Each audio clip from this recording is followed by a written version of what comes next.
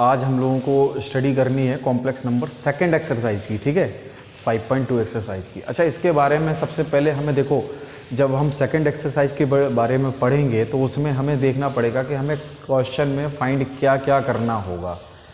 तो क्वेश्चन में हमें फाइंड करना होता है बच्चों, सबसे पहले तो देखो ये एक्सरसाइज जो है वो बेस्ड किस पे है, एक पोलर फॉर्म पर है, ठीक है, किसी कॉम्प्लेक्स नंबर के पोलर फॉर्म पर बेस्ड ये सारे क्वेश्चन मिलने वाले हैं। तो पोलर फॉर्म में एक्चुअल में होता क्या है, जनरली हमारी जो z होता है, इस z को हम पोलर फॉर्म में जब लिखते हैं तो इस बात को हम सीधा p भी लिख सकते हैं, ठीक है। और ये होता है बच्चों हमारा r cos theta plus i sin theta, ठीक है।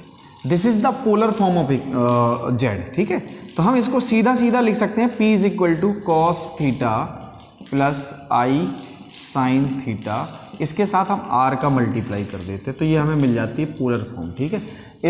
अच्छा देखो ध्यान से, पोलर फॉर्म का मतलब समझो। देखो बाकी सारी की सारी चीज़ें जो थी आपके इंट्रोडक्शन वीडियो में मैं बता चुका हूँ कि आखिर पोलर फॉर्म कैसे जनरेट होती है, कैसे मिलेगी, हमें क्या करना होगा इसके लिए। लेकिन हाँ, तो देखनी पड़ेगी आपको, इंट्रोडक्शन वीडियो तो आपको देखनी पड़ेगी, तभी जाके आप इसको जस्टिफाई कर पाएंगे कि हम क्वेश्चन लगाएंगे कैसे, है ना, अपने आप को जस्टिफाई कर पाएंगे।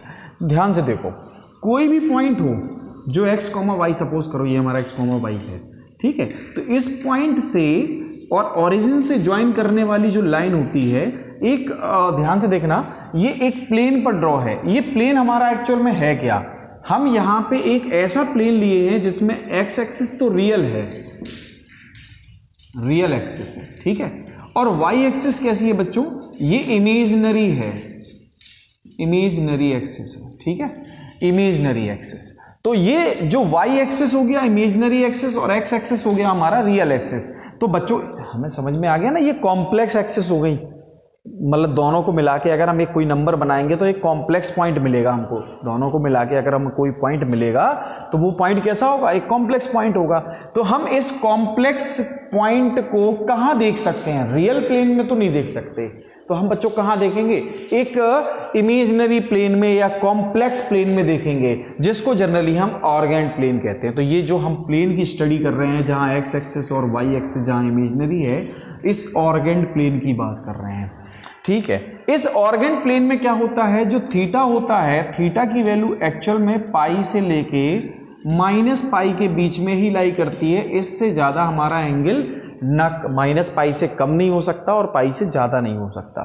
तो हम क्या करते हैं, जो पॉइंट हमने ले रखा है, इस पॉइंट से ज्वाइन करने वाली, एक्चुअल जो ज्वाइन करने वाली लाइन है किसको, ओरिजिन को, इसकी डिस्टेंस कितनी होगी। डिस्टेंस फॉर्मूला से आपको मालूम है कि आखिर हमारे पास पॉइंट है ना, x minus zero whole square Y minus zero whole square का whole root, this is the distance.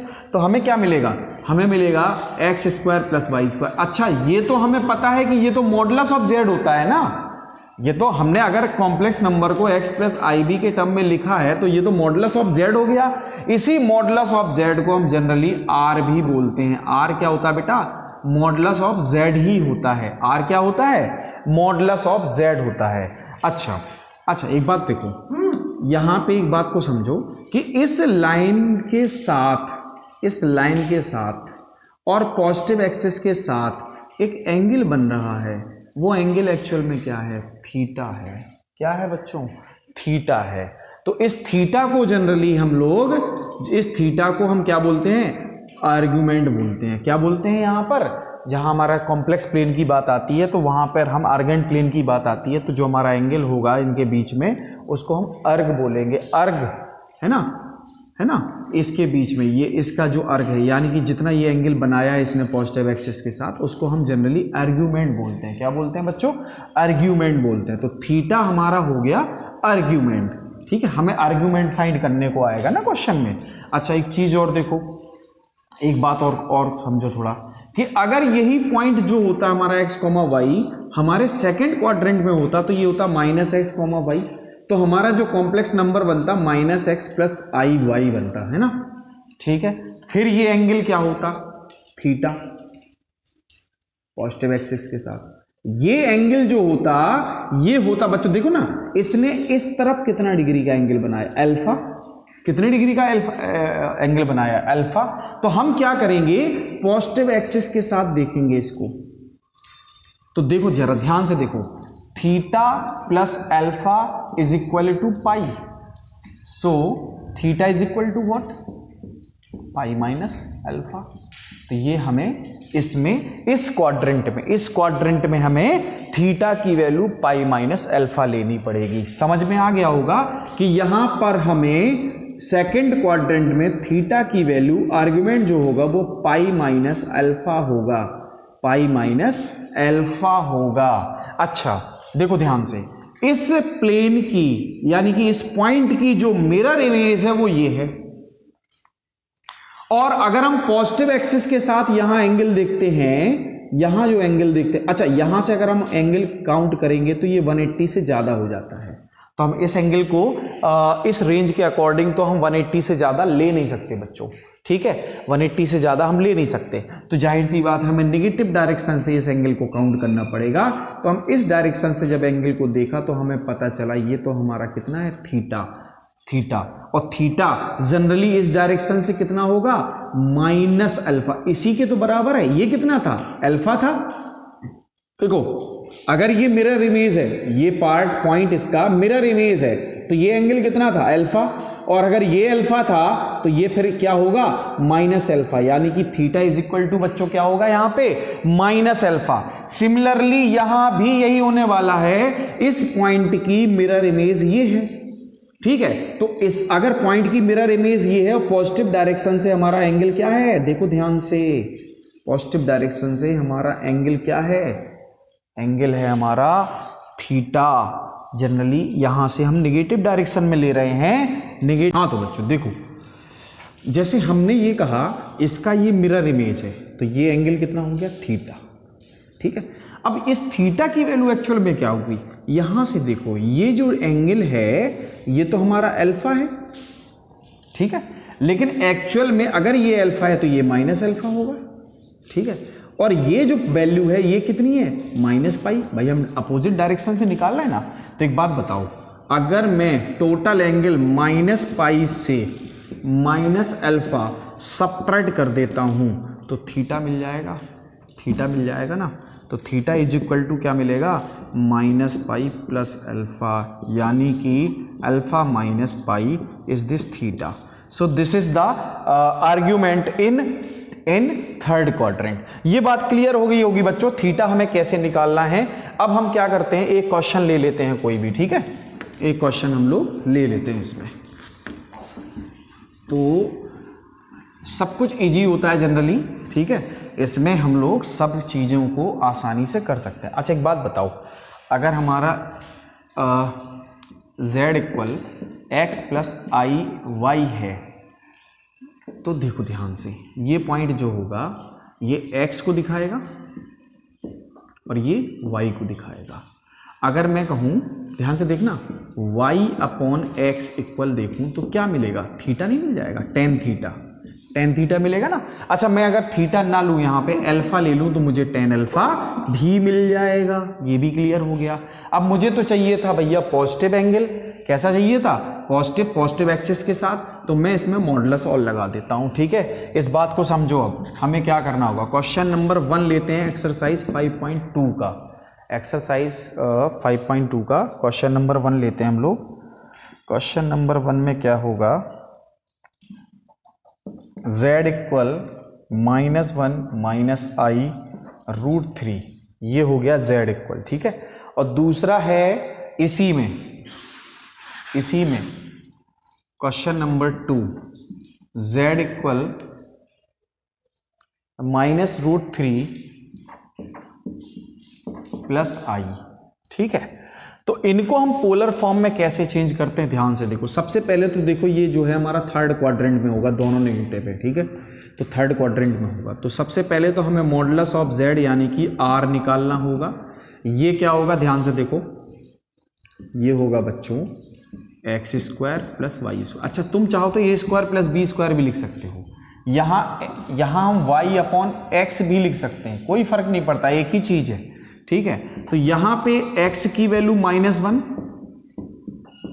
Plus √3 भी माइनस का है यहाँ पे, इसका भी स्क्वायर, तो ये हमें मिल जाएगी वैल्यू 1 प्लस √3 का स्क्वायर 3, 4 और ये मिला हमें 2। ये किसकी वैल्यू मिली बेटा? मॉडुलस ऑफ z और r, या तो r बोल दो या फिर मॉडुलस ऑफ z बोल दो, एक ही चीज, ठीक है। यहां हमें r मिल गया। अब निकालना है आर्गुमेंट। क्या निकालना है? आर्गुमेंट निकालना है। तो ये आर्गुमेंट क्या होगा? सबसे पहले हम निकालेंगे एक एंगल अल्फा ले लेंगे, हम थीटा नहीं लेंगे डायरेक्ट, ठीक है, थीटा नहीं लेंगे। तो alpha, tan alpha is equal to हमने लिख दिया y अपॉन x। तो यहां बच्चों y की वैल्यू क्या है? y की वैल्यू है -√3 और इसकी -1, और ये हो गया tan alpha. So tan alpha is equal to बच्चों हमको मिलेगा √3, पॉजिटिव मिल जाएगा। अच्छा, अब ये बताइए ये √3 जो है tan में किसकी वैल्यू होती है? क्या ये tan π/6 में 3 नहीं लिखा? tan π/3, तो अल्फा यहां हो गया π/3। अल्फा क्या हो गया? अभी हमने आर्ग्यूमेंट नहीं निकाला, अब आर्ग्यूमेंट निकालने जा रहे हैं। आर्ग्यूमेंट इज थीटा, और सेकंड कौन सा क्वाड्रेंट है? थर्ड क्वाड्रेंट है। थर्ड क्वाड्रेंट में थीटा इज इक्वल टू बच्चों अल्फा माइनस पाई होता है। तो अल्फा हमारा है π/3 माइनस क्या? पाई। तो यहां बात बनती है हमारे 3 एलसीएम आएगा, 3 - 3 पाई, ये हो गया -2 π/3, ये हो गया थीटा। तो बच्चों ये हमारा आर्ग्यूमेंट आ गया। ये क्या आ गया?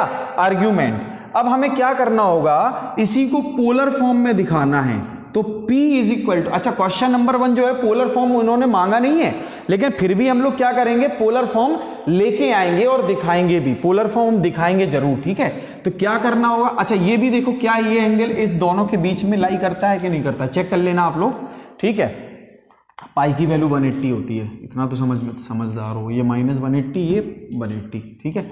अच्छा, तो हम लोग क्या करने जा रहे हैं? यहां r जो था, r cos theta plus i sin theta. बच्चों हम क्या करेंगे? r की वैल्यू क्या आई थी? 2, cos थीटा क्या आया? -2 π/3 प्लस i sin -2 π/3। ये हमारा आंसर हो गया, ये हमारा पोलर फॉर्म हो गया। तो जनरली हम इस देखें तो इस एक्सरसाइज के फर्स्ट क्वेश्चन के थ्रू ही हम सारे क्वेश्चन सॉल्व कर सकते हैं। सारे, हमने पहला क्वेश्चन निकाला। अच्छा देखो, पहले क्वेश्चन के लिए आंसर तो हमारा यही है, लेकिन जैसे ही हम थर्ड क्वेश्चन पे जाएंगे तो हम ये 2 लाइनें और बढ़ा लेंगे, ये 2 लाइनें और बढ़ा लेंगे, साथ में r भी निकालेंगे, तो हमारा क्या मिल जाएगा? पहले क्वेश्चन में सिर्फ इतना करना है आपको, ये अकेला, ये पार्ट जो दिख रहा है सिर्फ आप इतना करेंगे फर्स्ट क्वेश्चन में। सेकंड क्वेश्चन में भी इतना कर सकते हैं, लेकिन देखो हमने इतना किया, आर्गुमेंट निकाल लिया, हमने r निकाल लिया, साथ में थर्ड के लिए r भी निकाल लिया। कह रहे होंगे सर सेकंड थर्ड क्या? बात समझो, फर्स्ट क्वेश्चन में हमसे सिर्फ आर्ग्यूमेंट पूछा गया है, ये आंसर है, ठीक है। थर्ड क्वेश्चन में हमसे आर्ग्यूमेंट नहीं पूछा है, पोलर फॉर्म पूछी है। तो पोलर फॉर्म बिना आर्ग्यूमेंट के नहीं आती, बिना आर के नहीं आती। तो हमें आर भी चाहिए और आर्ग्यूमेंट भी चाहिए, तो हमने दोनों पार्ट निकाल के पोलर फॉर्म में रख दिया और हमें पोलर फॉर्म भी मिल गई क्वेश्चन की, ठीक है। समझ में आ गया होगा। अच्छा देखो, तो क्या हम इस सेकंड क्वेश्चन को भी कर सकते हैं कि आसानी से कर लेंगे? चाहे आप यहां तक कर लो, चाहे यहां पूरा कंप्लीट कर लो, ठीक है। लेकिन थर्ड क्वेश्चन जो होगा वो आपको कंप्लीट ही करना पड़ेगा। मैंने पहले ही क्वेश्चन में सब कुछ बता दिया है, जनरली मैं ये बताने की कोशिश कर रहा हूं आपको, देखो ध्यान से। इसके बाद थर्ड क्वेश्चन क्या है? थर्ड बच्चों हमारा है 1 माइनस आई, ये z इक्वल है, ठीक है। तो यहां x क्या है 1, y क्या है -1, तो x हो गया 1, y हो गया -1। तो ध्यान से देखो, मॉडुलस ऑफ z यानी कि r जो होगा वो होगा √1 का स्क्वायर प्लस -1 का स्क्वायर इक्वल आएगा √2। अब निकालते हैं tan alpha is equal to बच्चों क्या? -1/1, ठीक है। तो tan alpha is equal to आएगा 1, और ये होता है tan π/4। क्या होता है? ये tan π/4 ही तो होता है। So alpha is equal to बच्चों क्या मिला? Alpha is equal to π/4। तो ये मिल गया हमको, सिर्फ अभी एंगल मिला है, अभी आर्ग्यूमेंट निकालना है। तो थीटा इज इक्वल टू बेटा क्या होता है, पहले तो देखो क्वाड्रेंट कौन सा है, ये क्वाड्रेंट कौन सा है, ये फोर्थ क्वाड्रेंट है, तो यहाँ तो माइनस अल्फा से ही काम चल जाएगा, यानी कि माइनस π/4। अब बात आती है पोलर फॉर्म की। तो बच्चों आपको पता है ना, r cos थीटा, यानी कि r क्या है हमारा, √2 रख दो, √2 cos थीटा, थीटा क्या है minus π/4 plus i sin theta, theta क्या है माइनस π/4। ये हो गया आपका लो पोलर फॉर्म हो गई। ठीक है, ये पोलर फॉर्म हो गई बच्चों, सिंपल होती है, बहुत ज़्यादा इजी होती है, इसमें कुछ भी काम नहीं करना होता हम लोगों को। अच्छा, इसके बाद हम लोग क्वेश्चन देख लेते हैं जो कि 6th है, क्योंकि बाकी क्वेश्चन तो अब आपको बन ही जाएंगे, बाकी क्वेश्चन आप आसानी से कर लेंगे। ठीक है, 6th क्वेश्चन देख लेते हैं, 6th क्वेश्चन देख लेते हैं। 6th क्वेश्चन में क्या है कि इसको z इक्वल लिख दिया है -3। ठीक है, 6th क्वेश्चन में z इक्वल लिख दिया -3, तो हम क्या लिखेंगे, z इक्वल -3 + 0i। तो यहाँ x हो गया -3 और बेटा y हो गया 0, है ना, कुछ समझ आ रहा है। हाँ, तो यहाँ पे मॉडुलस ऑफ z यानी कि r जो होगा वो आएगा 3² + 0² मतलब 3। अच्छा, tan थीटा इक्वल आएगा आपका 0/-3, ये आएगा 0। So tan theta is equal to tan 0 हो गया, है ना, tan 0 हो गया। अच्छा, तो थीटा इक्वल क्या हो गया, 0 हो गया बच्चों, थीटा इक्वल 0 हो गया हमारा। अच्छा, एक चीज और देखो जरा, अगर थीटा हमारा 0 है तो क्वाड्रेंट कौन सा है, ये इस क्वाड्रेंट के बारे में तो देख लो, सेकंड क्वाड्रेंट है। तो सॉरी, थीटा नहीं, अल्फा लेना है यहाँ पे, सेकंड क्वाड्रेंट है, और सेकंड क्वाड्रेंट में थीटा इक्वल होता है पाई माइनस अल्फा। तो थीटा इक्वल π-0 क्या, पाई ही आ जाएगा ना। अब बच्चों एक बात बताओ, हम क्या यहाँ पे 3 लिख दें और यहाँ पे पाई लिख दें, यहाँ पाई लिख दें, तो क्या गलत होगा? यही तो पोलर फॉर्म है, ये भी तो वही पोलर फॉर्म मिल गई। तो बच्चों देखो हमारा क्वेश्चन सॉल्व हो गया है। अच्छा, इसके जो भी क्वेश्चन है आप सारे क्वेश्चन आप अपने मन से करेंगे, ठीक है, ट्राई करेंगे, नहीं बनेंगे आप कमेंट बॉक्स में भेजें, हम दोबारा इसके लिए दोबारा वीडियो बनाएंगे। ठीक है, तो बच्चों आज के लिए इतना, थैंक यू। और हमने जो कॉम्प्लेक्स नंबर की फर्स्ट एक्सरसाइज थी और उसके बारे में हमने पूरा एक्सप्लेनेशन आपको इसके प्रीवियस वीडियो में हम दे चुके हैं आपको। ठीक है, तो आपको थोड़ा ये बात समझनी है कि हमने जो आपको उसमें पढ़ाया है उसी के बाद जो हमने एक कॉम्प्लेक्स नंबर मिलता था, उस कॉम्प्लेक्स नंबर को हमें एक पोलर फॉर्म में लिखने की बात आती है। ठीक है, पोलर फॉर्म में लिखने की बात आती है। पोलर, तो मैंने इस पोलर फॉर्म का जो एक्सप्लेनेशन है बच्चों मैंने दिया है आपको इसके इंट्रोडक्शन वीडियो में, तो आप एक बार इंट्रोडक्शन वीडियो जरूर देखें। ठीक है, क्योंकि इंट्रोडक्शन वीडियो के बिना ये जो हमारा पोलर फॉर्म है ये आपको थोड़ा सा कॉम्प्लिकेट लगेगा, जनरली कॉम्प्लिकेट है नहीं। ठीक है, तो बात समझो थोड़ा कि कोई भी पोलर फॉर्म हो, सॉरी कोई भी कॉम्प्लेक्स नंबर हो, या तो वो a + ib के टर्म में होगा या a - ib के टर्म में होगा, -a + ib के, या फिर वो -a - ib के टर्म में होगा, या फिर a - ib के टर्म में होगा। यही 4 फॉर्म बन सकती हैं इसकी। ठीक है, अच्छा, तो बात ये आती है कि जब हम किसी पोलर फॉर्म को किसी कॉम्प्लेक्स नंबर को पोलर फॉर्म में बदलते हैं, याद रखिएगा, तो हमें सबसे पहले tan थीटा निकालना पड़ेगा। ठीक है, अच्छा, इस tan थीटा से क्या होगा, सबसे पहले बेटा हमें आर्ग्यूमेंट निकालना पड़ता है। आर्ग्यूमेंट यहां कुछ नहीं है, एक एंगल है जिसको हम थीटा बोलेंगे, हमें आर्ग्यूमेंट निकालना पड़ेगा, साथ साथ हमें r यानी कि मॉडुलस r भी निकालना पड़ेगा, सॉरी मॉडुलस z भी निकालना पड़ेगा। ठीक है, तो इन चीजों को थोड़ा ध्यान देना है। कॉम्प्लेक्स नंबर निकालेंगे, आर्ग्यूमेंट निकालेंगे कॉम्प्लेक्स नंबर में।